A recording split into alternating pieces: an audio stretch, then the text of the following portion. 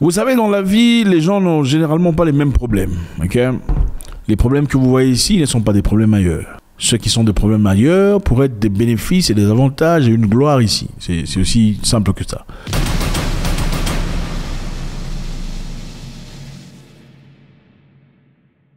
Salut à tous, merci de vous arrêter là, ça fait beaucoup de plaisir. Nous avons une nouvelle chaîne au nom de Mouekasens TV. Je vous encourage à le suivre, c'est une chaîne qu'on a créée en redondance à celle-ci, parce qu'évidemment on a remarqué avec le temps que voilà, on essaye de nous censurer un tout petit peu. Et actuellement nous sommes en train de travailler sur une plateforme qui nous permettra assez de liberté pour nous exprimer comme on désire.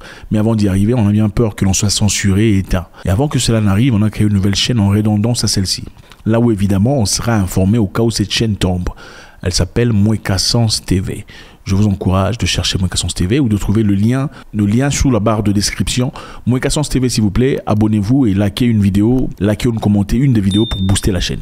Merci infiniment. On y va. Alors en Russie, M. Poutine exhorte les citoyens à avoir des relations touf-touf, taf-taf-taf-taf, pendant les pauses de travail pour lutter contre le taux de natalité désastreux dans le pays. Malade, hein?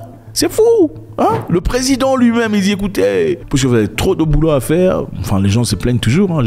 J'ai trop travaillé aujourd'hui, arrête de me toucher. J'ai mal au ventre, j'ai mal au dos, j'ai mal au rein, j'ai mal à la bouche. Enfin, j'ai trop mangé, j'ai mal à la tête, tout le bazar. Enfin, je pense que ceux qui comprennent. Désormais, il n'y a plus d'excuses. J'ai beaucoup trop travaillé au boulot. Non, il faut prendre des pauses de travail pour... Pourquoi? Parce que le pays a besoin d'hommes. Il n'y en a pas assez et M. Poutine s'est exprimé ouvertement. On ne vous laisse pas faire le choix, on vous l'impose, enfin on vous encourage d'abord.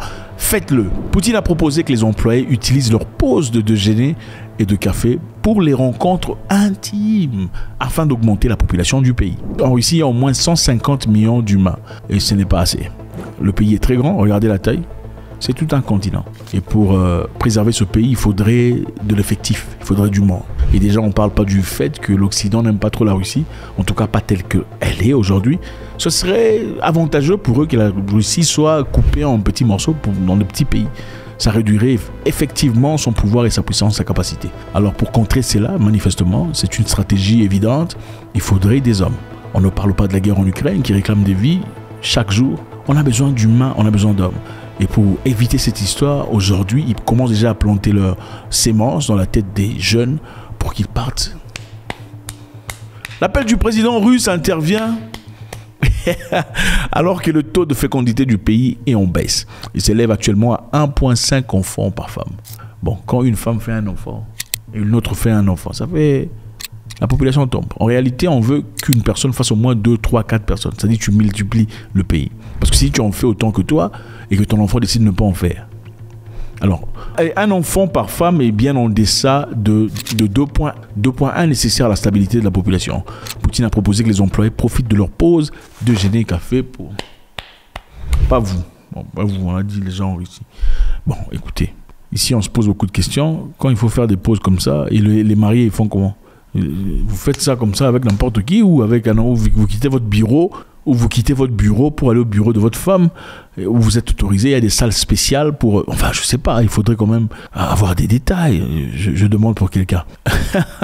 On dit qu'il comprend. Et la Russie actuellement a besoin d'hommes. On a besoin de gens pour préserver l'intégrité du pays. Et aussi, à travers cela, le pays a favorisé beaucoup de personnes, c'est-à-dire on donne des contrôles de fertilité gratuits pour les femmes âgées de 18 à 40 ans à Moscou. Si vous voulez faire des contrôles, voir si vous êtes fertile, 18 à 40 ans à Moscou, on le fait gratuitement pour vous. On a même fait des incitations financières, c'est-à-dire des offres financières à Tcheliabinsk. Tcheliabinsk, c'est une ville. On offre 8500 livres sterling aux étudiantes. 8500 les amis, livres sterling. Aux étudiantes de moins de 24 ans. Pour leur premier enfant. Moins de 24 ans, 8500 livres sterling, à peu près 11 000 $. On vous l'offre pour un premier bébé. Et on ne choisit pas le partenaire. Évidemment, vous choisissez votre partenaire et vous faites un enfant. Non, je ne suis pas trop content, pas vous. D'abord, vous êtes trop vieille, si vous êtes l'âge avant là. Trop de partenaires. Et puis, ils ont une machine là pour calculer le nombre de partenaires que vous avez déjà...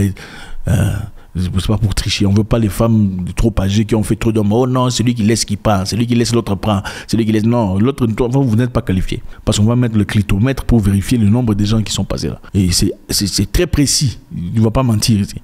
Parce que l'habitude, vous mentez, oh, 2. Tu as connu combien de noms? 2. J'ai seulement connu 2. Mais là, 2, là, il faut multiplier fois 7. les Russes sont en train de voir. Il doit avoir moins de 24 ans d'âge pour le premier enfant. Et une fille étudiante, pas les Kimpumbulu qui n'ont pas de cerveau là. C'est une étudiante de moins de 24 ans. $11,000 pour son premier enfant. Un homme politique russe affirme aussi qu'il y a eu besoin d'une opération géographique spéciale pour augmenter le taux de natalité qui est tombé depuis plus de 25 ans. Bon, il faut dire que nos amis là-bas aussi n'aiment pas trop faire... Enfin, il ne faut pas se tromper non plus. Hein. C'est malade. Donc en réalité, on va commencer à prendre des mesures. Les mesures aussi, c'est-à-dire, on va commencer à réduire le nombre de systèmes contraceptifs. Ouais. Donc les sachets là, tout ça, dans certains cas, enfin, je ne sais pas si c'est exagéré, mais on veut que vous fassiez des enfants. Et je suis convaincu qu'à un moment donné, même les trucs dont vous prenez pour ne pas tomber, machin, il n'y en aura pas. Et ils feront à sorte que ça soit difficile pour vous d'enlever le truc là si vous avez ça. Ça sera très difficile, à moins que ce soit pour des cas très particuliers. Pour des cas très particuliers. Sinon, vous n'en faites pas. Et aussi, ils vont augmenter le prix du divorce. Ça va vous coûter de l'argent. La politique d'incitation à l'accouchement qui entre en vigueur au mois de janvier. 1er janvier 2025 exige qu'une mère soit étudiante à temps plein dans une université ou un collège local âgée de moins de 25 ans, résidant en Carélie, ou peu importe comment vous appelez ça. Les Français, vous prenez les noms des villes des gens, vous transformez ça en français. Moi, ça me dépasse. Hein? Comme en Guangzhou, vous appelez ça quoi? Comment vous appelez Guangzhou? Franchement, qui va donner l'autorisation de faire ça? Maintenant, la loi stipule clairement que la prime n'est pas accordée aux mères qui donnent naissance à un enfant mort-né. Okay? Pas de prime pour vous. Mais ne précise pas si le paiement est révoqué si l'enfant après la naissance. Donc il y a beaucoup de choses à vérifier, mais en réalité c'est ça. Je pense que M. Poutine l'a dit en blaguant, il a dit comme ça, pas très au sérieux, mais les médias internationaux veulent en faire toute une histoire. C'est vrai, le message est clair, il faudrait avoir des enfants. La démographie est très importante, surtout pour un pays aussi grand que la Russie. On veut encourager les gens à commencer à faire ça. Mais ça ne veut pas dire qu'on encourage n'importe qui à faire n'importe quoi. Mais aussi, il faut prendre des breaks, il faut prendre des time breaks, café break, machin break, voilà. Et aussi, ceux qui veulent, ceux qui sont jeunes, forts, fraîches, les fraîches. Oh, c'est ça que moi, qui n'aime pas la femme. Non, on a bien établi ici qu'il y a des celles qui sont fraîches. Et pourquoi on ne dit pas que tout le monde peut avoir $11,000? C'est parce qu'on a compris que les clitomètres vont se casser. Donc pour ça, il faut donner $11,000 à ces jeunes filles de 24 ans qui sont étudiants en temps plein. Faites-moi savoir ce que vous en pensez, c'est toujours beaucoup plaisir. N'oubliez pas de vous abonner à la chaîne Moïka Science TV. Faites-le maintenant avant de partir. Okay. Faites-nous savoir ce que vous en pensez, c'est toujours beaucoup plaisir. On veut vous lire. God bless.